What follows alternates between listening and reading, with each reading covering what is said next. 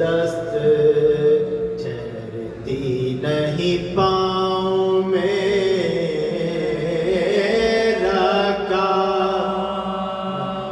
پیاسے بچوں کے لیے سینے میں دل ہے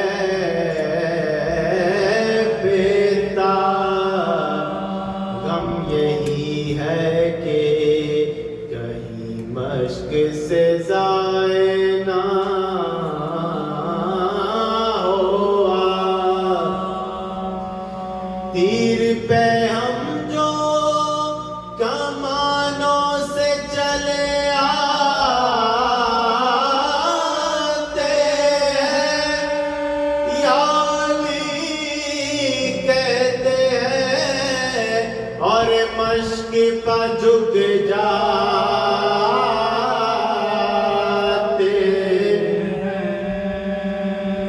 اسب سے کہتے تھے عباس یہ با چشمے پوریا یہاں سے لے چل مجھے اے اسب وفادار شتا پیاسے ہوئیں گے جو سیراب تو ہوئے گا سبق کہیں ایسا نہ ہو ساری میری محنت ہو خراب ہائے کیا جانیے کیا بچوں کی حالت ہوگی مر گئی بالی سکینہ تو قیامت ہوگی جب ہوئے بازوئے نعرہ سلام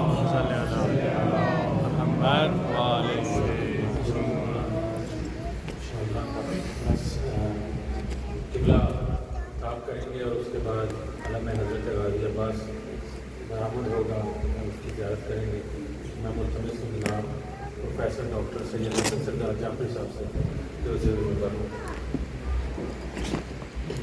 نعرہ تکبیر، اللہ اکبر، نعرہ رسالت، یا رسول اللہ، نعرہ حیدری اور محمد وآل محمد صلوات.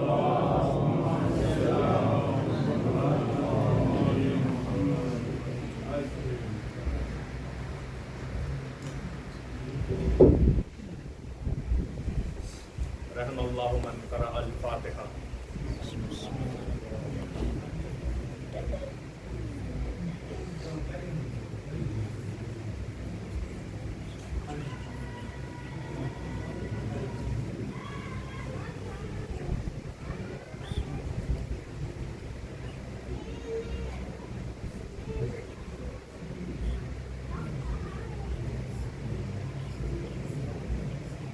اعوذ باللہ من الشیطان اللعین الرجیم.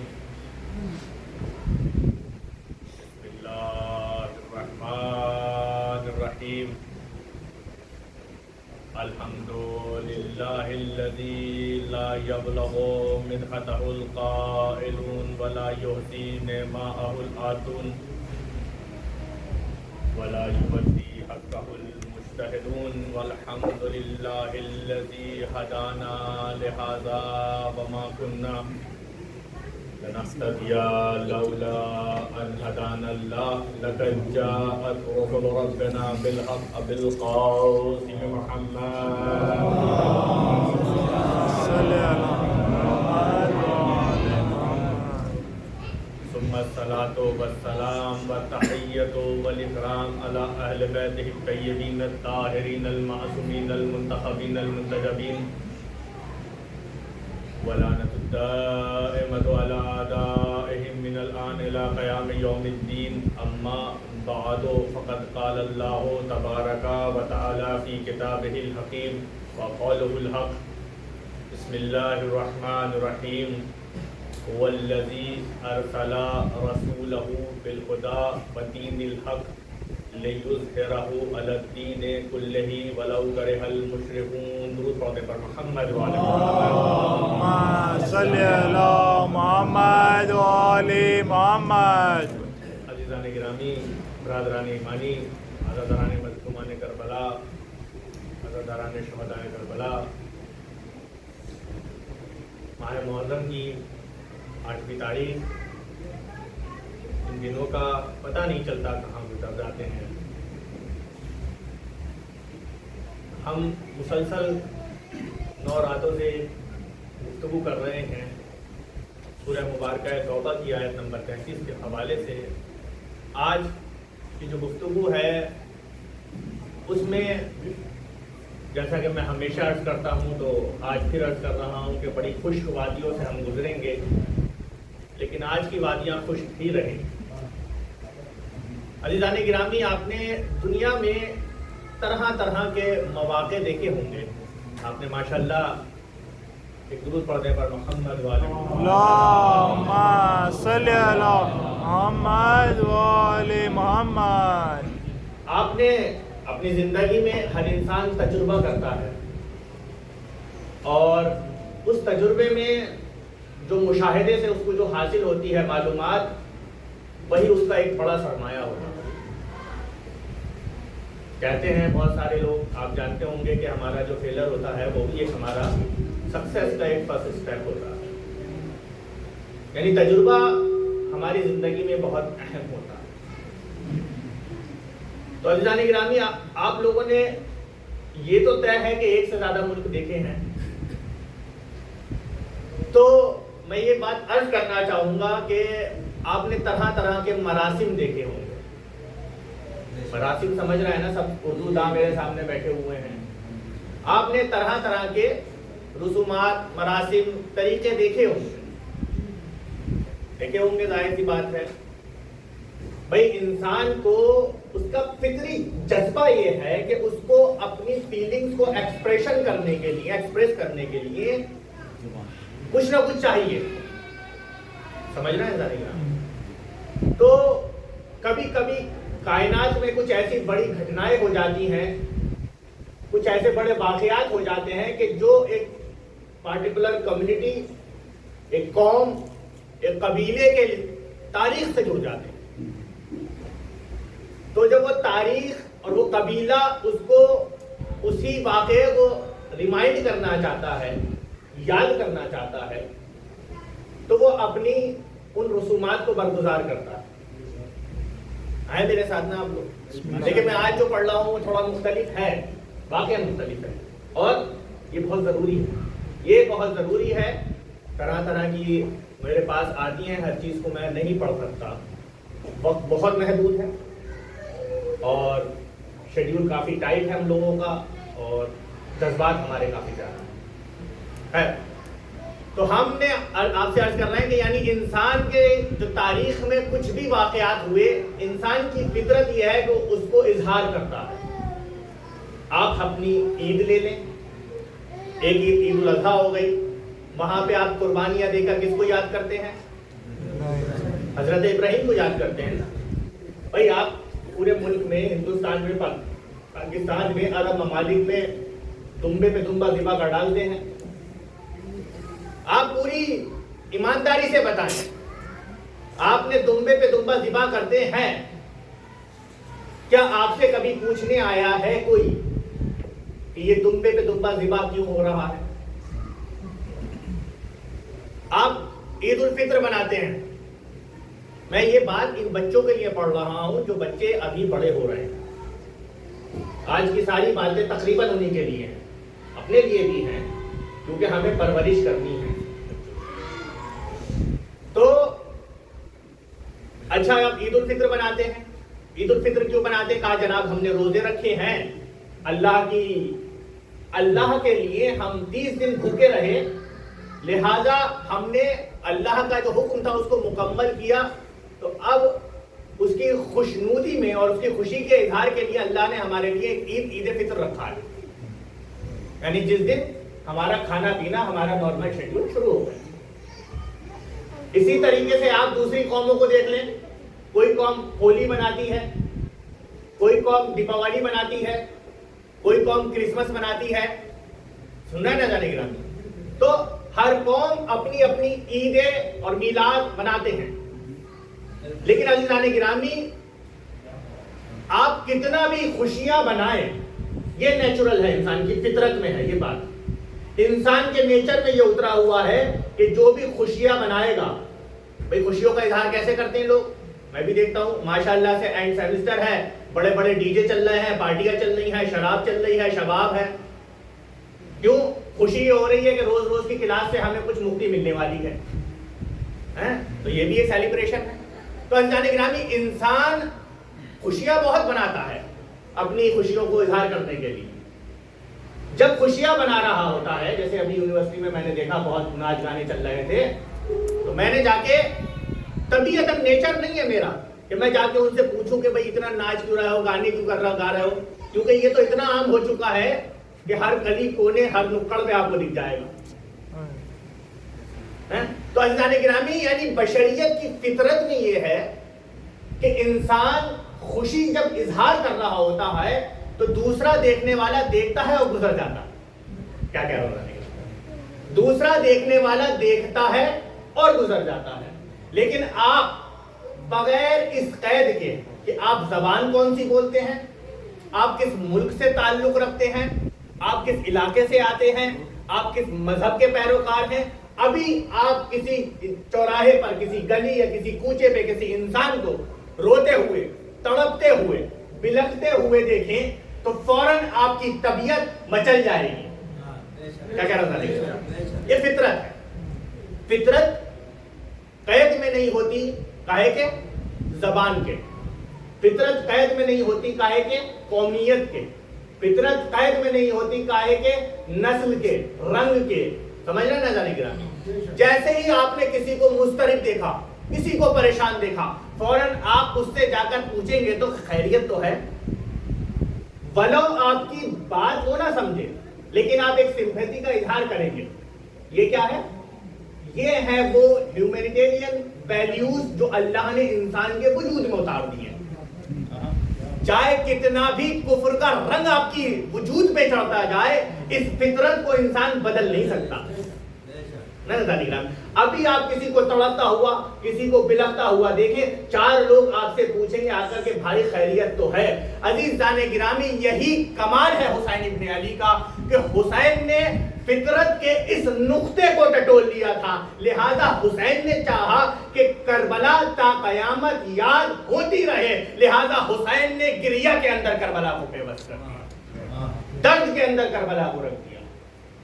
جب بھی آپ ماتم کریں گے آپ سے چند لوگ پوچھیں گے کہ بھئی یہ کیا کر رہے ہیں، یہ کیوں ماتم کر رہے ہیں، یہ کیوں گریہ کر رہے ہیں۔ یہ کربلا کا وہ فطری تعلق ہے جو انسان، قوم، تاریخ اور چیزوں کی وجہ سے بھلا نہیں سکتا۔ ایک درود پڑھتے پر محمد والے اللہم صلی علی محمد والے محمد وجل فرج۔ تو یہ اچھا اب کیا کہ دیکھیں انسان کے اندر اللہ نے دو چیزیں رکھی ہیں۔ آج میں ساری ایسی ہی باتیں کروں گا کیونکہ میں آج چاہتا ہوں کہ ویسے تو مجھے بہت خوشی ہوئی، ایک صاحب نے مجھے بتایا کہ ہم نے مجلس میں یہ سیکھا، ایک صاحب نے مجھے بتایا کہ میں نے مجلس میں یہ سیکھا۔ میں نے کہا میں یہی چاہتا ہوں کہ آپ کچھ سیکھ لیں اور میں بھی کچھ سیکھ لوں۔ آپ جانتے ہوں گے میں تو درس دیتا ہوں اور ایک انسان پڑھنے سے 10% سیکھتا ہے، سننے سے کچھ اس سے زیادہ سیکھتا ہے، لیکن جو پڑھانے سے سیکھتا ہے اس کو کہتے ہیں 80%۔ سب سے زیادہ انسان کہاں سے سیکھتا ہے؟ پڑھانے میں سیکھتا ہے۔ سب سے زیادہ انسان کہاں سے سیکھتا ہے؟ ڈسکس، آپ لوگوں سے بات کرنے میں سیکھتا ہے۔ میں یہاں پہ جو باتیں بولتا ہوں اس میں سے آدھی باتیں میری پہلے سے طے ہوتی ہیں اور آدھی یہیں کی ہوتی ہیں، سمجھ رہے نا؟ تو میں کیا عرض کر رہا تھا آپ سے کہ دو طریقے کی فطرت ہے ہمارے اندر، ایک نیچرل فطرت جو اللہ نے ہمارے اندر اتار دی، جس کی میں مثال ابھی دے رہا تھا، گریا کی مثال. اور ایک وہ فطرت ہے جو ہم ٹریننگ سے لیتے ہیں. سمجھ رہے ہیں؟ آپ دیکھتے ہیں نا بچوں کو یہاں مدرسے میں آتے ہیں، اسکول میں آتے ہیں. ایک دن میں یہ انتصار بھائی کے فرزند تھے، پہلی مجلس کے بعد وہ مجھ سے بات کرنے لگے. انہوں نے مجھ سے پوچھا کہ آپ کیا پڑھاتے ہیں؟ میں نے کہا میں یہ پڑھاتا ہوں. انہوں نے کہا ایک فلسفے کے استاد ہمارے اسکول میں بھی آتے ہیں. فلسفے کے استاد آپ کے اسکول میں آتے ہیں؟ میں نے دوبارہ ان سے پوچھا تو انہوں نے مجھ سے کہا ایتھکس کے ایک استاد ہمارے اسکول میں آتے ہیں. کہا کیا آتے ہیں؟ ایتھکس کے آتے ہیں، اخلاق کے. عزیزان گرامی، اگر کائنات میں کوئی مذہب، آج مغرب کس بات پہ غرور کرتا ہے کہ بھائی ہمارے پاس انسان کے سارے حقوق کی پاسداری ہے. سنیں نا، یہی تو ہے نا. چیزیں دیکھیں، کل میں پڑھ رہا ہے کہ مغرب کے پاس اخلاق انسانی کی حقوق ہے، اخلاق یعنی انسانی حقوق کی پاسداری ہے، انسانی حقوق کی کیا ہے؟ رسپیکٹ ہے، اور اس کو ریکوگنائز کرتے ہیں، اس کے لیے قوانین بناتے ہیں. عزیزان گرامی، رسول اکرم صلی اللہ علیہ وآلہ وسلم کے پاس صلی اللہ محمد وآل محمد. ایک شخص مشرق سے آیا. آنے کے بعد اس نے پوچھا کہ یا رسول اللہ دین کیا ہے؟ دین کیا ہے؟ تو رسول اللہ نے کہا حسن خلق. کیا؟ حسن خلق. دیکھیں رسول نے ایتھکس ترجمہ کرتے ہیں اخلاق کا، اس کے آگے کیا رکھا؟ گڈ ایتھکس، حسن خلق، اچھا اخلاق. کیونکہ بدخلقی بھی ہوتی ہے. اگر آپ اسلام پڑھیں گے تو اسلام نے آپ کو دوسری ٹرم بھی دی ہے، بدخلقی جسے کہتے ہیں ہم. کہاں سے آیا تھا؟ مشرق سے آیا. اس کے بعد دوسری مرتبہ شمال سے آیا. آنے کے بعد پوچھا یا رسول اللہ دین چیز، دین کیا ہے؟ مت دین کیا ہے؟ تو رسول نے کہا حسن خلق. سمجھ رہے ہیں؟ اب تیسری مرتبہ جنوب سے آیا. کہاں سے آیا؟ تیسری جانب سے آیا. آنے کے بعد پھر پوچھتا ہے یا رسول اللہ دین کیا ہے؟ رسول نے کہا حسن خلق. سننا نہ جانے گرامی. تو رسول سے اس نے اس وقت پوچھ لیا یا رسول اللہ میں نے 3 بار آ کے آپ سے یہی سوال کیا کہ دین کیا ہے؟ آپ نے کہا حسن خلق. دین کیا ہے؟ آپ نے کہا حسن خلق. دین کیا ہے؟ آپ نے کہا حسن خلق. تو رسول نے مسکرا کے کہا اگر تو چوتھی جانب سے بھی آتا تو میرا یہی جواب ہوتا. سمجھنا ہے جانے گرامی؟ یعنی آپ ہر جانب کو 25% دے دیں اور سب کو جمع کر دیں تو 100% دین کیا ہوگا؟ حسن خلق. تو آج نے مجھے بتایا کہ ہم ایتھکس پڑھاتے ہیں. ماشاءاللہ یہ ایتھکس پڑھاتے ہیں، بالکل علمبردار ہیں. آپ لوگ مرغوب ہو جائیں، میں بھی مرغوب ہو جاؤں مغرب کی اس سیاست سے کہ ہاں ایتھکس پڑھاتے ہیں، بشریت ہے، اخلاق ہے. اسٹیشن پہ میں نے ہاتھ رکھا تو کچھ خدرا سا نظر آیا تو دیکھا تو وہ نابینا حضرات کے لیے یہ بتانے کے لیے تھا کہ یہاں پر رائٹ ہینڈ کا پلیٹ فارم نمبر یہ ہے. واقعی یہ تاریخ ستائش ہے کہ آپ نے جو نابینا ہے ان کا خیال رکھا ہے. لیکن عزیزان گرامی، معاشرے میں صرف حسن خلق نہیں ہونا چاہیے بلکہ معاشرے میں جو پلیدگی ہے اس کو بھی ختم کرنا ہے. کیا کہہ رہا ہوں؟ تب معاشرہ بنتا ہے. ہم نے آپ پڑھ کے دیکھیں، میں پوری ذمہ داری سے بتا رہا ہوں. شیخ آیت اللہ شبر کی ایک کتاب ہے اخلاق شبر، اتنی ضخیم کتاب ہے، اتنی ضخیم. آپ اس کتاب کو پڑھیں، اس میں باقاعدہ حسن خلق کے ساتھ ساتھ بدخلقی کے بارے میں بھی بتایا ہے. بدخلقی کے بارے میں بتایا. مثال کے طور پر حسن خلق کیا ہے؟ ماں باپ کہیں لا تقولوا، کیا کہو؟ یعنی تم ان کو لہما اف. قرآن کی آیت ہے کہ تم اپنے ماں باپ کو کیا نہ کہو؟ اف تک نہ کہو. اف تک. سنیے گا میری باتیں. اپنے ماں باپ کو کیا تک نہ کہو؟ اف تک نہ کہو. معصوم سے پوچھا گیا کہ مولا کیا اس کے علاوہ بھی خدا کچھ اور کہہ سکتا تھا؟ تو معصوم نے جواب یہ دیا کہ اللہ کی ڈکشنری میں اس سے کمتر کوئی کلمہ نہ تھا. اللہ کی ڈکشنری میں اس سے کمتر کوئی کلمہ نہ تھا ورنہ اللہ اس کا استعمال کرتا. اب ادھر باپ نے یا ماں نے آواز دیا، بیٹے نے کیسے رسپانس کیا؟ بھائی مغرب یہ تو سکھائے گا کہ باپ نے ماں نے آپ کو آواز دی تو آپ لبیک کہیں، لیکن لبیک کا جو آپ کی وہ آواز ہے نا اس کی بلندی اور اس کی خفت. میں کیا کہہ رہا ہوں ذانے گرامی؟ اسلام نے خالی یہ نہیں دیکھا کہ ماں باپ بلائیں تو تمہیں کیسے جواب دینا ہے. بھائی تمہارے جواب بھی اس میں میٹر ہے کرتا ہے, تمہارا جواب بھی اس میں ایک رول پلے کرتا ہے کہ تمہیں اگر باپ نے بلایا تو ایسے نہیں کہا جی, ایسے نہیں ہونا چاہیے جی, بلکہ تمہاری آواز میں وہ نرمی ہونی چاہیے جو یہ بتا دے کہ تم اولاد ہو, وہ باپ ہے. میں کیا کہہ رہا ہوں؟ تو یہی اخلاق یعنی رسپانس کرنا تو آپ کو مغربی اخلاق سکھا سکتا ہے کہ والدین بلائیں, ویسے تو نہیں سکھاتا, میں نے تو دیکھا ہے معاشرے میں, والدین بلائیں تو آپ کو ہاں جی کہنا ہے, لیکن قرآن اور اسلام یہ کہتا ہے کہ اس کی نرمی کیسی ہونی چاہیے, اس کی بلندی کیسی ہونی چاہیے. سبحان اللہ, کیا بات ہے, کیا بات ہے, یہ ہے سبحان اللہ. محمد صلی اللہ محمد والے محمد. میں عرض کر رہا تھا آپ سے کہ حسن خلق ایتھکس, اس کے ساتھ کیا بدخلقی کو بھی رکھا. یعنی آپ نے اگر ماں نے بلایا آپ نے کہا جی, تو یہ آپ نے ذمہ داری تو پوری کر دی, لیکن کیٹیگری میں بدخلقی میں آپ بدخلقی میں آپ کیا بات ہے, کیا بات. اس کو ریکاگنائز نہیں کر سکتا بشری نظام, اس کو وہی نظام ریکاگنائز کر سکتا ہے جو اس کی ہر نقطے کو جانتا ہو. میں کیا کہہ رہا ہوں, میں کیا کہہ رہا ہوں بھائی, نظام خدا کا کمال یہ ہے کہ بشریت کے ہر نقطے کو, ہر مولیکیول کو, اس کے ہر سیلز کو پہچانتا ہے کہ یہ کب کہاں جا سکتا ہے. یہ ہم ہیں کہ جنہوں نے بنایا, کل میں آرٹیفیشل انٹیلیجنس بتا رہا تھا کہ بنا تو دیا, آپ سمجھ نہیں پا رہے کہ کیا بنا دیا. سمجھ رہے نہ جانے کی نا, یہ اس میں اور ہم میں یہی فرق ہے. تو حسن خلق, اب کیا میں عرض کر رہا تھا کہ دو بشری ہمارے اندر کیا ہے, دو نظام ہے. ایک نظام جو ہماری فطرت میں نیچرل, کلو مولود یولد علی فطرت الاسلام, ہر پیدا ہونے والا مسلمان پیدا ہوتا ہے. سن لیں, ہر پیدا ہونے والا مسلمان پیدا ہوتا ہے. کون کرتا ہے؟ اللہ. ہر پیدا ہونے والا مسلمان پیدا ہوتا ہے. اما والدانہ یہودانہ یجسانہ ینصرانہ, لیکن یہ اس کے ماں باپ ہوتے ہیں جو اس کو یہودی بناتے ہیں, اس کو مجوسی بناتے ہیں, اس کو کافر بناتے ہیں. میں کیا کہہ رہا ہوں ذانے گرامی, یعنی تمہارے کفر میں تمہارا کوئی رول نہیں ہے, بلکہ تمہارے ماں باپ کا رول ہے. میں کچھ کہہ رہے ذانے گرامی, یہاں پہ ایک شخصیت بیٹھی ہوئی ہے جس سے میں بات کر رہا تھا بچوں کے بارے میں, تو انہوں نے یہ بات کہی تھی کہ 12 سال کے تجربے میں جناب یہ آپ سے عرض کروں گا کہ بچوں کی تربیت سے پہلے والدین کی تربیت ضروری ہے. یعنی قرآن حدیث کیا کہہ رہی ہے کہ ماں باپ اس کے اوپر یہ رنگ چڑھاتے ہیں کفر کا. ہم نے نہیں بنایا ایسا, ہم نے نہیں بنایا.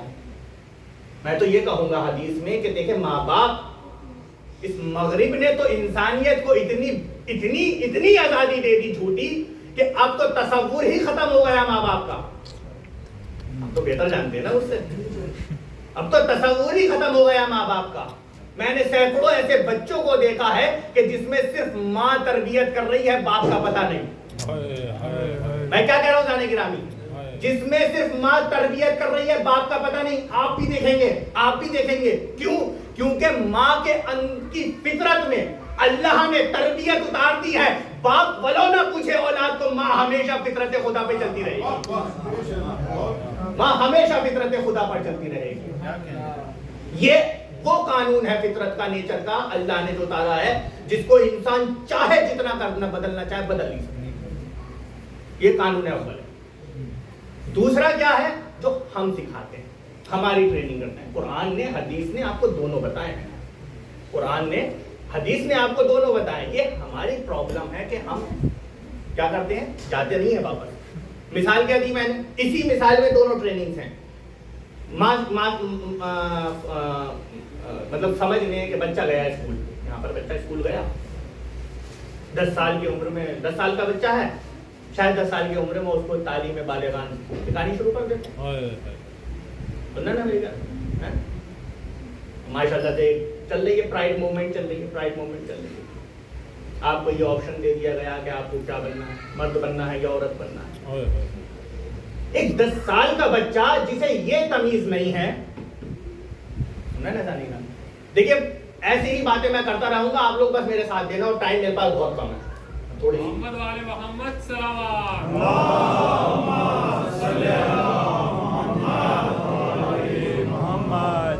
ایک 10 سال کا بچہ, سائنس اٹھا کے پڑھ لیں آپ, میں ابھی اس میں نہیں جاؤں گا, سائنس پڑھ لیں. جو بچیاں ہوتی ہیں ان کی ذہنی صلاحیت اور جسمی صلاحیت لڑکوں سے آگے ہوتی ہے نا, اسی لیے تو قرآن اور حدیث اور اسلام نے لڑکیوں کو پہلے بالغ قرار دیا, اور سائنس بھی یہ بات کہتی ہے, پڑھ لیں آپ. لڑکیوں کو پہلے بالغ قرار دیا, لڑکوں کو بعد میں بالغ قرار دیا. تو عزیزان گرامی 10 سال کا بچہ ہے, اور کچھ ممالک میں اس سے بھی کم عمر میں کیا کرتے ہیں, ایڈلٹ ایجوکیشن دینا شروع کر دیتے ہیں. کیا کرتے ہیں, ایڈلٹ ایجوکیشن. اور اس کے ساتھ پھر اس کے سامنے یہ بھی کوشچن رکھ دیتے ہیں کہ تمہیں اپنی جنسیت چننی ہے, تمہیں یہ بننا ہے یا یہ بننا ہے. یہ ٹریننگ کون دے رہا ہے جانے گا, کون ٹریننگ دے رہا, یہ انسان ٹریننگ دے رہا. تو انسان کی ٹریننگ بھی میٹر کرتی ہے, اس کو ہم سیکنڈری ٹریننگ کہہ سکتے ہیں. پرائمری ٹریننگ وہ ہے جو آپ کے نیچر میں اللہ نے اتاری, سیکنڈری ٹریننگ وہ ہے جو آپ کے اوپر انسان نے چڑھائی. مجھے جانے گرامی, مثال کے طور پر ایک بچہ ایک گھر میں پیدا ہوا, آپ ہیں, میں ہوں, کیوں ولایتی اور کیوں مولا کائنات کے کلمے پڑھ رہے ہیں؟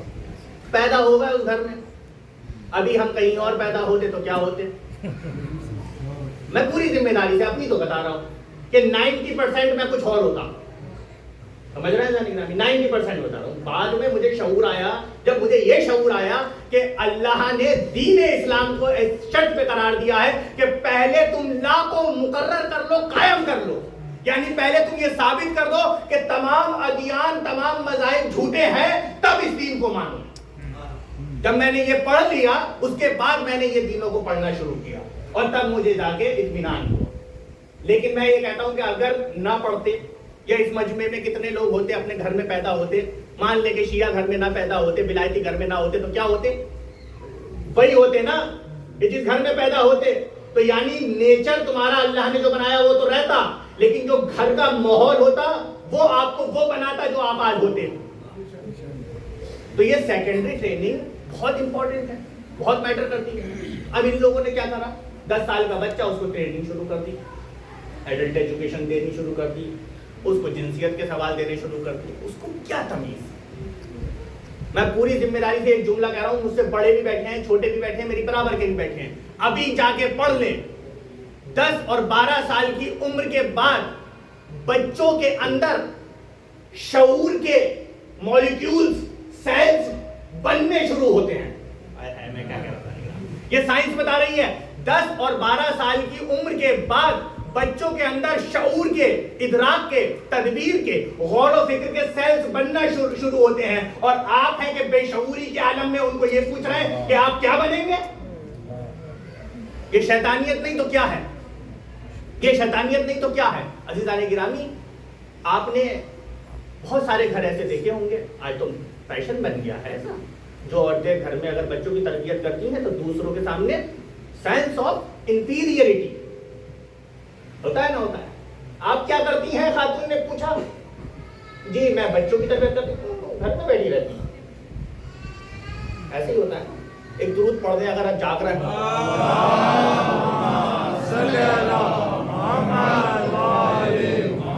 یہ معاشرہ ہم نے ایسا بنا دیا, سینس آف انفیریئرٹی ہے. کیا آپ ہاؤس وائف ہیں, اللہ اکبر. ہمیں تو دیکھیں, ہم جاب پہ جاتے ہیں, پروفیشنل ہیں, آفس میں بیٹھتے ہیں, پاس بچے کیا ہوتے ہیں, ہاں وہ کرچ میں چھوڑ دیتے ہیں. ایسا نہیں ہوتا کیا, میرے ساتھ رہیے. بچے کہاں ہوتے ہیں کہ وہ کرچ میں چھوڑ دیتے ہیں بچوں کو. کیوں کہ ہاں وہ بھائی ان کا بھی خیال رکھنا ہے. ٹیچر ہے جو 80 بچوں کا خیال رکھتی ہے. میں کیا کہہ رہا ہوں, ایک ٹیچر ہے جو 40 بچوں کا خیال رکھتی ہے. یہی ہے نا, مطلب یہی تو معاشرہ ہے, یہی فیشن ہے نا. آپ ہے کہ گھر میں بیٹھی رہتی ہے, بچے کے 1 یا 2 کے پیچھے بھاگی پڑتی ہیں. یہی فیشن ہے نا. اور یہ فیشن کون چلا رہا ہے, ہم ہی تو چلا رہے ہیں, ہم ہی تو چلا رہے ہیں. کیوں چلا رہے ہیں, کیونکہ ہم تعلیمات اہل بیت سے نہ آگاہ ہیں. تعلیمات اہل بیت سے نہ آگاہ ہیں. علی کون ہے, سب جانتے ہیں، 9 دن سے میں بھی کئی باتیں پڑھ چکا نا. علی نے کہا کہ جب میں چھوٹا تھا رسول نے مجھے اپنی گود میں لے لیا. سنو گے علی کو علی کس نے بنایا؟ رسول نے مجھے اپنی گود میں لے لیا. رسول اپنے بستر پہ لٹاتے تھے، اپنی غذا کھلاتے تھے، اپنی باتیں سناتے تھے. اس طریقے سے محمد نے مجھے پروان چڑھایا کہ میں تھا تو علی لیکن رنگ محمدیت پہ پروان چڑھاؤں.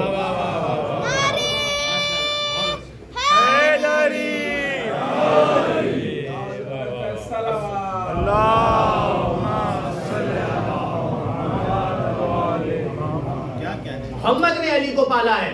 پڑھے محمد نے ابو طالب سے علی کو بچپن میں ہی لے لیا تھا اور پوری پرورش محمد نے کی ہے. عباس حسین کے لیے ایسے نہیں قربان ہوتا. عباس اتنا سا تھا عباس جب سے حسین نے سنبھالا ہے.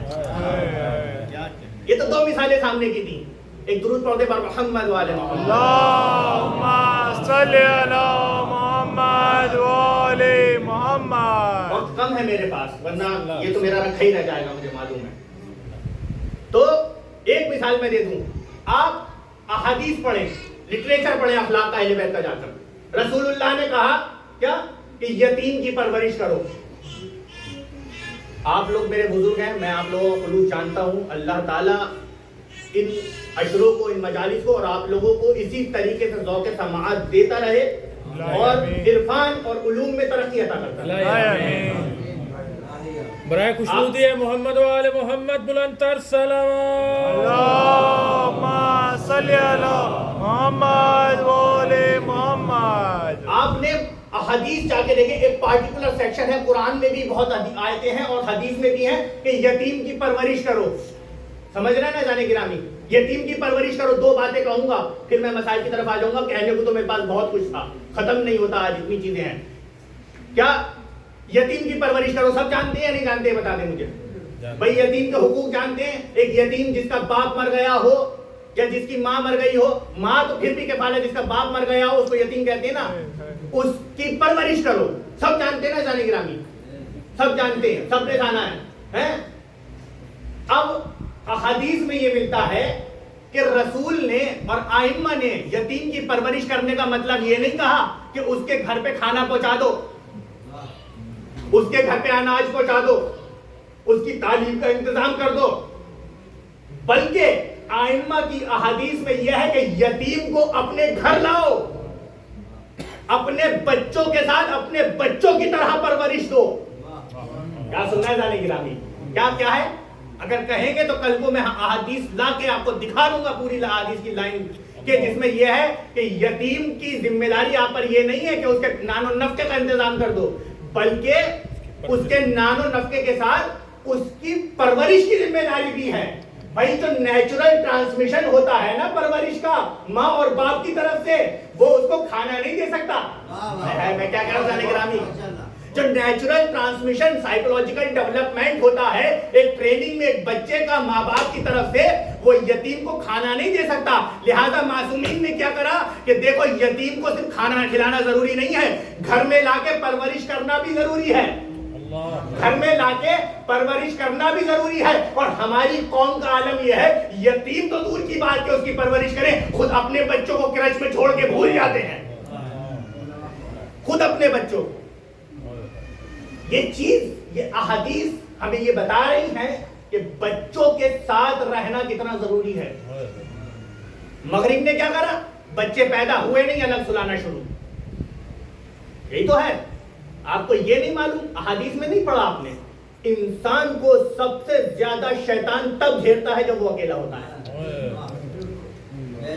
بہت ساروں نے پڑھا ہوگا، آرگنائزیشنل بیہیویئر پڑھا ہوگا اپنے، اگر مینجمنٹ وغیرہ کے اسٹوڈنٹ ہوں گے. آرگنائزیشنل بیہیویئر آپ نے پڑھا ہے نا کہ ایک آرگنائزیشن میں کھڑے ہو کے آدمی کا بیہیویئر اور ایٹیٹیوڈ بدل جاتا ہے کام کرنے کا اور اکیلے پن میں الگ ہو جاتا ہے. عزیزان گرامی، مینجمنٹ میں تو مانتے ہو کہ آرگنائزیشن بیہیویئر آپ کے اوپر کچھ اثر کرتا ہے. گھروں میں نہیں دیکھتے کہ ایک بچے کو کمرے کے اندر بند کر دیا اور خود ماں باپ الگ. یہ ہمارا معیار تربیت ہے. عزیزان گرامی سمجھیں، بچوں کو سمجھیں. اگر آپ نے آج کیوں مغربی دنیا میں یہ اولڈ ہاؤس اور ایلٹن ہاؤس اتنے زیادہ بڑھ رہے ہیں؟ کیونکہ بچپنوں میں ماں باپ نے ان کو اکیلا کرا تھا، بڑے ہونے پہ انہوں نے ماں باپ کو اکیلا کرا تھا. یہ سائیکل ہے، نیچرل سائیکل ہے، یہ اس طریقے سے گھومتی ہے. مشرقی دنیا میں ایون آپ دوسرے جو ابھی چائنا وغیرہ میں بھی جائیں، وہاں پر بھی اب تک قدر ہوتی ہے. مشرقی ملک میں ایسا نہیں ہے ممالک میں ابھی اتنا. کیوں؟ کیونکہ ماں باپ، میں آخری بات کہہ رہا ہوں، ختم کر دوں گا بات کو. آپ نے دیکھا ہوگا کچھ ٹرائبس ہوتے ہیں. فرحان بھائی ایک ہمارے دوست ہیں، ٹیوبنگن میں پروفیسر ہیں، وہ انہی ٹرائبس کے اوپر ریسرچ کرتے ہیں. وہ مجھ سے ہمیشہ ایک بات دہرا کے کہتے رہتے ہیں. مطلب ان کا ہر ہفتے مجھے یہ درس دینا ضروری ہے ان کو، مجھے، کہ یہ جو ہمارا پروفیشنلزم ہے یہ ہماری ڈومیسٹک لائف کو برباد کر رہا ہے. پر وہ اسی چیز کو الگ الگ رنگوں سے مجھے سمجھاتے رہتے ہیں اور میں سنتا رہتا ہوں ان کی باتیں. تو وہ کیا کہتے ہیں، وہ ایک قبیلے کے پاس گئے. سنیں نا، یتیم کون ہوتا ہے؟ یتیم جس کا باپ مر گیا. وہ ایک قبیلے پہ گئے. وہ قبیلہ ابھی بھی ہندوستان میں ہے. اچھا، یعنی پری ایگریرین قبیلہ جسے کہتے ہیں، ایگریکلچر سے پہلے جو زندگی جیتے تھے، وہ قبیلہ ابھی بھی ہندوستان میں موجود ہے. وہ وہاں قبیلے میں گئے. انہوں نے کہا مجھے سب سے زیادہ تعجب اس بات پہ ہوا اس قبیلے میں کہ وہاں پر یتیم کا کانسیپٹ نہیں ہے. کیا کہہ دیا تھا میں نے، کیا کہا تھا کہ ایک سلیبس اللہ نے تمہارے نیچر میں اتارا ہے. وہ قبیلہ آج سے ہزاروں سال پرانے ٹرینڈ میں چل رہا ہے، وہاں پہ یتیم کا کانسیپٹ نہیں ہے. کیوں؟ میں نے پوچھا کیوں؟ کہا اس لیے کیونکہ وہاں اگر کسی کا بایولوجیکل فادر باپ مر جاتا ہے پھر بھی پورا قبیلہ بچے کو اکیلا پن محسوس ہونے نہیں دیتا، اپنے ساتھ رکھتا ہے، اپنے ساتھ تربیت دیتا ہے، اپنے بچوں کی طرح سمجھتا ہے. سبحان اللہ. عزیزان گرامی سمجھیں، اللہ نے ایک سلیبس آپ کے نیچر میں اتار دیا ہے، آپ انکار نہیں کر سکتے. دوسرے کو آپ کو سمجھنا ہے کہ کیا لینا ہے کیا نہیں لینا، دوسرے کو آپ کو سمجھنا. اور عزیزان گرامی یہ تربیت کی وجہ ہے کہ عباس جیسا جذبات والا انسان ہمیشہ اپنی تلوار سے حسین کے کہنے پہ ہاتھ ہٹا دیتا. کیا بات ہے، کیا تربیت ہے، سبحان اللہ. آپ لوگ مسلسل ذکر مولا عباس سن رہے ہیں. کون ہے عباس؟ کہتے ہیں کہ حسین علی کی اس دعا کا نام ہے جس میں علی نے کہا تھا کہ مجھے حسین کے لیے ایک شجاع چاہیے، وہ ہے عباس. کربلا میں آپ نے شہادتیں تو سب کی سنی، لیکن جو عباس کی شہادت ہے اس میں کچھ چیزیں سوچنے کی ہیں. کچھ چیزیں سوچنے کی ہیں.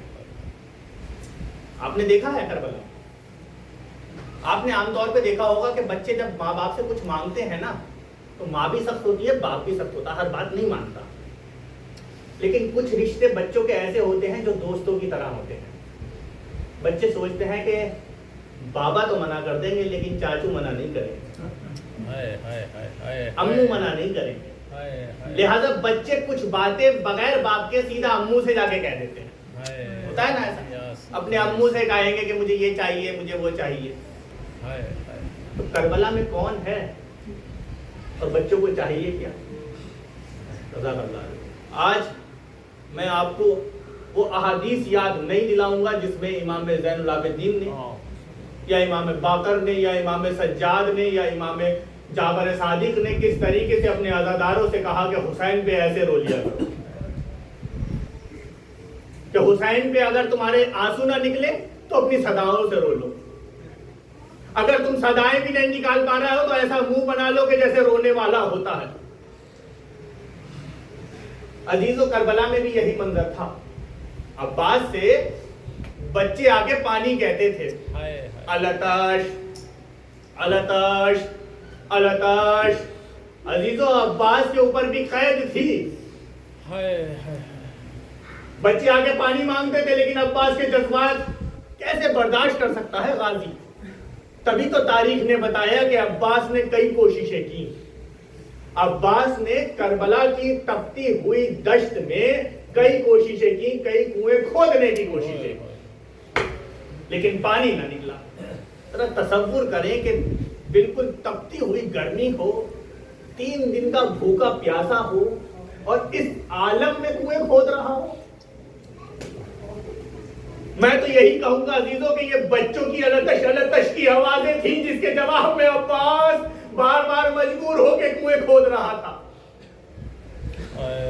عزیزوں ایک وقت وہ بھی آیا کہ مولا عباس نے کہا آقا اب مجھے بھی اجازت دے دے. تو حسین نے کہا ان عزمتا, اگر تم نے اے عباس اگر تم نے عزم کر لیا ہے تو جانے سے پہلے ایسا کرو کہ بچے بہت بلک بلک کے رو رہے ہیں, ان کے لیے تھوڑا پانی کا انتظام کرو, ان کے لیے تھوڑا پانی کا انتظام کر دو. عزیزو مولا عباس نے کیا کرا, مشق لی. سارے مصائب آپ سننا ہے. حسین کے مصائب اور کربلا کے مصائب جب ذکر ہوتے ہیں عزیزو تو عزاداروں کے کلیجے پھٹ جاتے ہیں, کیونکہ حسین نے خود کہا ہے. کیونکہ جب یہ فرش عزا بچھتی ہے تو جنت البقیع سے یا مدینے سے ایک بوڑھی آتی ہے جس کے ہاتھ میں ایک رومال ہوتا ہے, ہر عزادار کی آنکھوں کے نیچے لے جاتی ہے کہ کاش کوئی اشک عزا گرے اور میں اس رومال میں رکھ کے اپنے حسین کے زخموں پہ لگاؤں. کیا کہا حسین نے؟ کہا عباس اگر جانا چاہتے ہو تو تھوڑا پانی لے کر آ جاؤ, بس تھوڑا پانی لے کے آ جاؤ. عباس نے مشق لی, سوار ہوئے, سوار ہونے کے بعد عباس چلے. عزیزو تاریخ یہ بتاتی ہے کہ 4000, کچھ روایتوں نے لکھا 10,000, 4000 یا 10,000 کا ایک اسپیشل دستہ تھا جو صرف اس بات کے لیے تعینات تھا کہ کوئی پانی نہ لینے پائے. نا جو صرف اس بات کے لیے تعینات تھا کہ کوئی پانی نہ لینے پائے. عباس نے مشق لے کے اس دستے کو توڑا اور فوراً نہر فرات تک پہنچے, اور نہر فرات میں پہنچنے کے بعد عباس نے مشق کو ڈالا, پانی کو لیا, لیکن ایک دم آدھا کے خیموں میں اور آدھا کے لشکر میں اعلان ہو گیا کہ دیکھو پانی نہ جانے پائے. عزیزو یہ سارا لشکر پلٹ کے امڑ آیا اور عباس پہ حملہ کرنا شروع کیا. بس میں شہادت پڑھنے جا رہا ہوں. عباس پہ جو حملہ شروع کیا, عزیزان گرامی تاریخ یہ بتاتی ہے کہ جب حملہ کر رہے تھے تو حسین عباس کی جنگ دیکھ رہے تھے. کیا دیکھا, ایک مرتبہ حسین نے دیکھا کہ علم نے دائیں سے بائیں کی طرف گردش کی ہے. حسین لڑنے لگے. حاضی تو کیا ہوا, کسی ایک شکی نے عباس کے ہاتھ پہ ایسا حملہ کیا کہ عباس کا ہاتھ کٹ کے دشت میں گیا. عزیزو اگر آپ کبھی کسی شاعر کو دیکھیں کہ اگر اس کی ذرا سی انگلی کٹ جائے اور تھوڑی دیر بعد آپ یہ کہیں کہ جناب ایک شعر کہہ دیجئے, تو وہ شعر نہیں کہہ سکتا کیونکہ وہ اس بے چینی کے عالم میں ہے. لیکن تاریخ بتاتی ہے جیسے ہی عباس کا داہنا ہاتھ کٹا, عباس نے کہا وَلَوْ قَطَعْتُمْ یَمَنِی, اگر تم نے میرا داہنا ہاتھ بھی کاٹ دیا ہے, اگر تم نے میرا دائنا ہاتھ بھی کاٹ دیا ہے, تب بھی تم لوگ جو ہے مجھے حسین کے قریب جانے سے روک نہیں سکتے. عزیزو یہی عباس پڑھ رہے تھے کہ ان شقیوں نے ایک دم دائنا ہاتھ بھی کاٹ دیا. اب عباس نے مشق کو اپنے دھاتوں میں دبا لیا. عزیزو ان لوگوں نے ایک چلاکی یہ کی, ایک مکر یہ کیا, انہوں نے کہا کہ مشق میں تیر مار دو, خود ہی نہیں جانے پائے گا. بس عزیزو ایک تیر آیا, سناٹا ہوا اور وہ مشق میں لگا. عباس نے چاہا کہ اس تیر کو نکالے, لیکن سارا پانی بہہ گیا. عزیزو ایک تیر اور آیا جو آ کے عباس کی آنکھ میں لگا. اب جیسے ہی عباس نے اس تیر کو, اب ہاتھ تو ہے نہیں جو عباس اس تیر کو آنکھ سے نکال پائے, تو تاریخ یہ بتاتی ہے کہ عباس نے اپنی ٹانگوں کے بیچ میں اس تیر کو پھنسا کے نکالنے کے لیے جیسے ہی سر نیچے کیا, ایک شقی نے پیچھے سے آ کے ایسا گرز مارا کہ غازی گھوڑے پہ نہ سنبھل سکا. غازی گھوڑے پہ نہ سنبھل سکا. آنے کے بعد مولا حسین کو سلام کیا. حسین یہ کہتے ہوئے چلے اے میرے عباس تیرے بعد میری کمر ٹوٹ گئی. علی تو مقاتل نے لکھا ہے جزاک اللہ علی تو جتنا دام کے رونا ہے بولو. مقاتل نے لکھا ہے کہ حسین ایک جگہ ٹھوکر کھا کے گرے اور جب اٹھے تو خالی ہاتھ نہیں تھے. عباس کا ہاں بازو تھا حسین نے سینے سے لگایا. دوسرا بازو حسین نے سینے سے لگایا. عباس تک پہنچے. عباس تک پہنچے. پہنچنے کے بعد کیا دیکھا کہ عباس دشت کربلا میں تڑپ رہے ہیں. حسین نے کہا میرے بھائی تڑپ رہے ہو.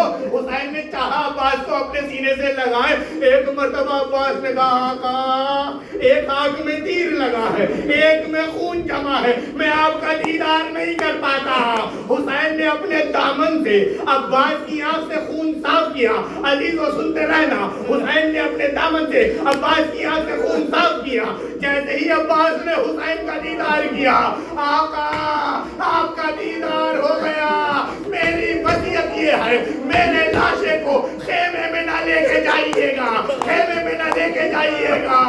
عباس حسین نے وصیت سنی. ایک مرتبہ حسین نے کہا عباس آج تک تم نے مجھے بھائی نہیں کہا ایک بار بھائی کہہ دو.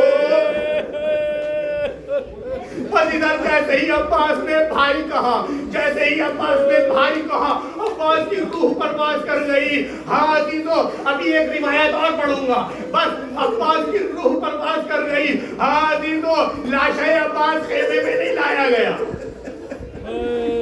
لاشے عباس خیمے میں نہیں لایا گیا. ہاں عزیزو بعد میں کیا جب حسین شہید ہو گئے مقاتل شام غریبہ ہو گئی. حمید ابن مسلم کہتا ہے میں نے ایک بچی کو دیکھا دامن میں آگ لگی ہوئی تھی وہ دشت کی طرف جا رہی تھی. میں پیچھے ہو لیا. میں نے سوچا کہ کہیں پانی نہ پی لے. جب میں دشت کے پاس پہنچا بچی تھی دامن میں آگ لگی ہوئی تھی. ایک پہ ہاتھ کٹے ایک بغیر ہاتھ والے جسد کے پاس